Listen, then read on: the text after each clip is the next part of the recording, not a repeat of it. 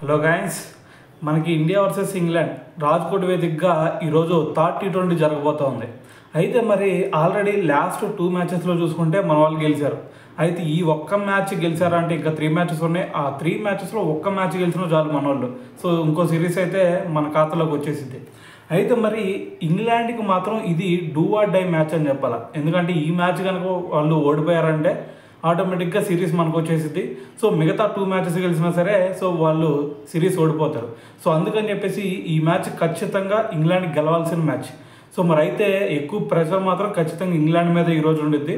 So అయితే ఇదంతా పక్కన పెడితే సో మరి ఈరోజు రాజ్కోట్ వేదికగా కాబట్టి సో మరి ఒక్కసారి ఇక్కడ పిచ్ కండిషన్స్ కనుక ఒకసారి చూసుకున్నట్టయితే సో మనకి ఆల్రెడీ 2 మ్యాచెస్ ఆడ మనకి ఈడెన్ గార్డెన్స్లో చూసుకున్నా లేదంటే చెన్నై చపాక్ స్టేడియంలో చూసుకుంటే ఆడ మనకి కంప్లీట్గా స్పిన్ పిచ్లు ఉన్నాయి. సో దాంతోపాటు హై స్కోరింగ్ గేమ్ కూడా కాదు ఆడ.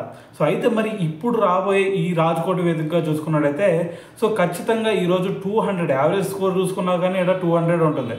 సో మరి ఈరోజు మరి ఫస్ట్ బ్యాటింగ్ ఎవరు చేసినా సరే ఖచ్చితంగా 200 రన్స్ ఈజీగా వస్తాయి.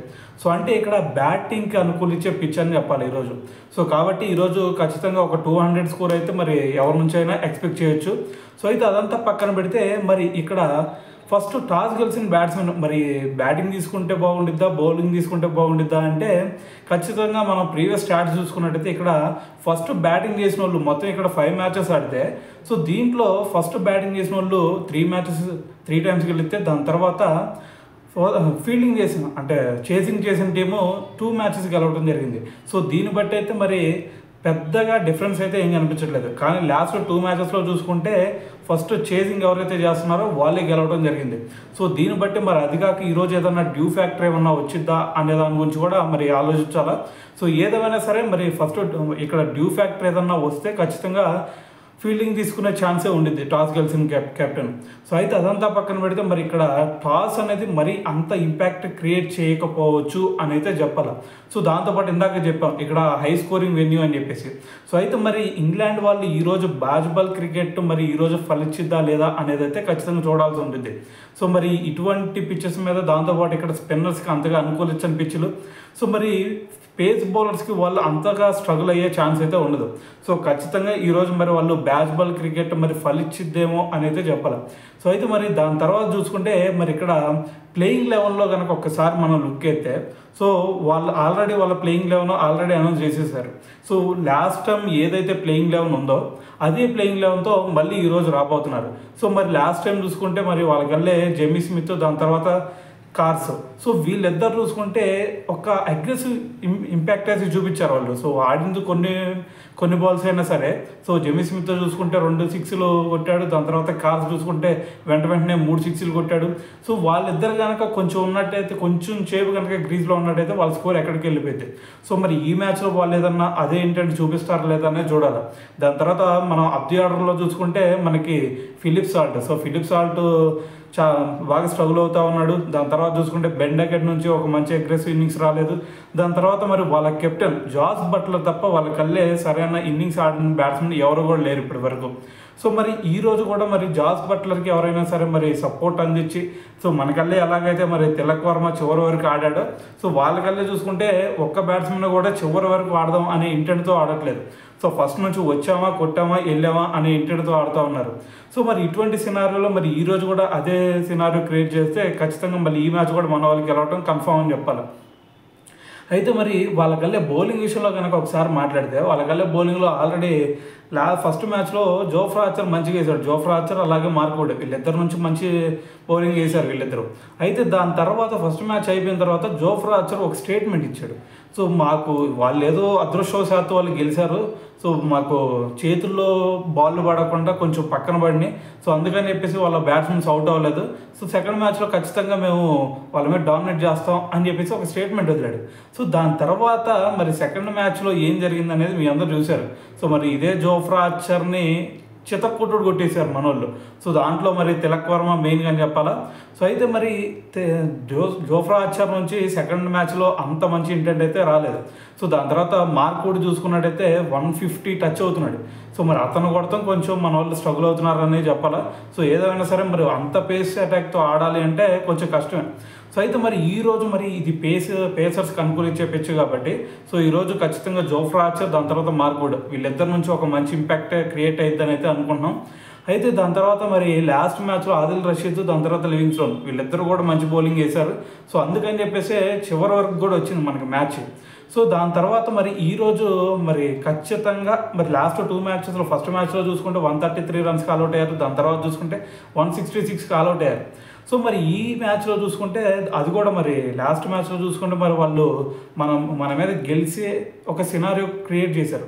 సో ఖచ్చితంగా ఈ మ్యాచ్ మాత్రం ఖచ్చితంగా ఒక డూ ఆర్ డైతో పాటు సో ఈ మ్యాచ్ మాత్రం ఖచ్చితంగా హెడ్ టు హెడ్ మాత్రం ఒక మంచి ఫైట్ అయితే జరిగిద్దని చెప్పాలి. సో మరి లాస్ట్ మ్యాచ్లోనే వాళ్ళు గెలిచి అంత ఇంపాక్ట్ క్రియేట్ చేశారు కాబట్టి ఈ మ్యాచ్లో ఖచ్చితంగా మంచి ఫుల్ ఎఫర్ట్ అయితే ఇచ్చే ఛాన్స్ ఉంది. సో అయితే మరి మన టీంలో కనుక చూసుకున్నట్టయితే మరి మనకల్లే ఏదన్నా చేంజెస్ చేసే ఛాన్స్ ఉందంటే సో నాకైతే ఒకరినైతే పక్కన పెట్టే సినారియో అయితే కనిపిస్తుంది. ఎందుకంటే ఇక్కడ లాస్ట్ మ్యాచ్లో చూసుకుంటే మొత్తం 4 స్పిన్నర్లతో వెళ్ళాం. సో దాంట్లో సుందరరావుడు, అక్షర్ పటేల్, దాని తర్వాత వరుణ్ చక్రవర్తి, రవి బిష్ణోయ్. సో మరి ఇప్పుడు ఈరోజు ఈ రాజ్కోట్ పిచ్లో మరి అంతమంది స్పిన్నర్లతో వెళ్ళటం అనేది సో మళ్ళీ బ్యాక్ డ్రాప్ అయింది మనకి. సో అందుకని చెప్పేసి ఈరోజు ఒక స్పిన్నర్ని అయితే ఖచ్చితంగా కూర్చోబెడతారు. సో వాళ్ళు ఎవరిని కూర్చోబెడతారా అంటే అక్షర్ పటేల్ని తీసే ప్రసక్తి లేదు, ఎందుకంటే వైస్ కెప్టెన్. దాని తర్వాత వరుణ్ చక్రవర్తి అంటే తనని హ్యారీ బ్రూక్ని 2 సార్లు వికెట్ పడగొట్టాడు. దాని తర్వాత తను చాలా అగ్రెసివ్గా కనిపిస్తున్నాడు ఇది ఇంగ్లాండ్ టీం మీద. సో మరి వరుణ్ చక్రవర్తిని తీసే ప్రసక్తి అయితే కనిపించట్లేదు. సో మరి సుందర్ని ఏదన్నా తీస్తారా అంటే సుందర్ని తీసేసామంటే బ్యాటింగ్ డెప్త్ తగ్గిపోయింది. సో మరి ఇంకెవరిని తీయాలా, తీస్తే రవి బిష్ణోయ్ని తీయాలా. సో మరి ఆ రవి బిష్ణోయ్ని తీస్తే మరి లోపలికి ఎవరిని తీసుకురావాలా. సో ఆ ప్లేస్లో ఇద్దరు మాత్రమే కనిపిస్తున్నారు. సో ఫస్ట్ వచ్చేసరికి మనకి మొహమ్మద్ షమీని తీసుకురావాలి. సో మరి లాస్ట్ టైం మనకి ఒక రిపోర్ట్ కూడా వచ్చింది. సో సెకండ్ T20కి మొహమ్మద్ షమీ ఫిట్గానే ఉన్నాడు. సో కానీ మరి టీం సో ఆ పిచ్కి అనుకూలంగా మరి ప్లేయర్స్ని పిక్ చేయాలని చెప్పేసి షమీని పక్కన పెట్టాం అని చెప్పేసి ఒక స్టేట్మెంట్ ఇచ్చారు. సో అదైతే ఓకే. సో మరి ఈరోజు షమీ వచ్చే ఛాన్స్ కూడా కనిపిస్తూ ఉంది. సో మరి ఇంకో చేంజ్ ఏదన్నా కనిపిస్తుందా అంటే మరి మన బ్యాటింగ్ లైనప్లో చూసుకుంటే అభిషేక్ శర్మ మంచి ఫామ్లోనే ఉన్నాడు. సంజు శాంసన్ కొంచెం ఫామ్లో అందుకోవాలి, కానీ అంతకుముందు తను ఆల్రెడీ 3 సెంచరీలు కొట్టాడు కాబట్టి సో ఖచ్చితంగా అతను పక్కా తీసే ఛాన్స్ లేదు. సో మరి దాని తర్వాత చూసుకుంటే మనకి తిలక్ వర్మ మంచి ఫామ్లోనే ఉన్నాడు. దాని తర్వాత సూర్య ఆల్రెడీ కెప్టెన్ ఉన్నాడు కాబట్టి అతను తీసే ప్రసక్తి లేదు. సో మరి సూర్య నుంచి ఒక మంచి క్యామియో అయితే ఖచ్చితంగా రావాల్సిందే. సో ఎందుకంటే మరి సూర్య ఎప్పుడైతే మరి లాస్ట్ 12 ఇన్నింగ్స్లో చూసుకున్నా సరే దాదాపు 250 రన్స్ ఏమో చేశాడు. సో మరి దాదాపు యావరేజ్ చూసుకున్నా కానీ 25 బిలోనే ఉంది. సో మరి సూర్య కెప్టెన్సీ ఇవ్వకముందు చూసుకుంటే మీరు సూర్యకి కెప్టెన్సీకి ముందు ఎక్సలెంట్ రికార్డు ఉంది. సో మీరు ఒక సీజన్లో 2023 ఆ టైంలో చూసుకుంటే 1000 రన్స్ పైన చేశాడు. 2023 తర్వాత చూసుకున్నట్టయితే 700 రన్స్ చేశాడు. సో మరి ఈ ఇయర్ చూసుకుంటే చాలా స్ట్రగుల్ అవుతూ ఉన్నాడు. ఎప్పుడైతే కెప్టెన్సీ బాధ్యత వచ్చిందో సో అప్పటి నుంచి స్ట్రగుల్ అవుతూ కనిపించాడు. సో నాకు తెలిసి 2022లో అనుకుంటే 1000 రన్స్, దాని తర్వాత 23లో చూసుకుంటే 700 రన్స్ కొట్టినట్టున్నాడు. సో అయితే దాని తర్వాత ఇప్పుడు సెనార్లో చూసుకుంటే స్ట్రగుల్ అవుతూ ఉన్నాడు. సో ఏదేమైనా సరే సూర్య నుంచి ఒక మంచి ఇన్నింగ్స్ రావాలా. దాని తర్వాత మరి మన బ్యాటింగ్ ఆర్డర్లో చూసుకుంటే హార్దిక్ పాండ్యా లాస్ట్ మ్యాచ్లో కొంచెం సో సరైన పర్ఫార్మెన్స్ లేదు. దాని తర్వాత అక్షర్ పటేల్ కూడా తొందరగా అవుట్ అయ్యాడు. సో కానీ ధ్రువ్ జురెల్ ఒక్కడే కనిపిస్తున్నాడు. మరి హార్దిక్ పాండ్యాని పక్కన పెట్టే ఛాన్స్ లేదు, దాని తర్వాత అక్షర్ పటేల్ని పక్కన పెట్టే ఛాన్స్ లేదు. సో మరి కనిపిస్తుంది ధ్రువ్ జురెల్. మరి ధ్రువ్ జురెల్ బయటకు వెళ్ళిపోతే మరి ఆ ప్లేస్లో ఎవరు వస్తారు భయ అంటే సో మరి మనకి ఆల్రెడీ నితీష్ కుమార్ రెడ్డి ప్లేస్లో మనకి శివన్ డూబే ఎంట్రీ ఇచ్చాడు.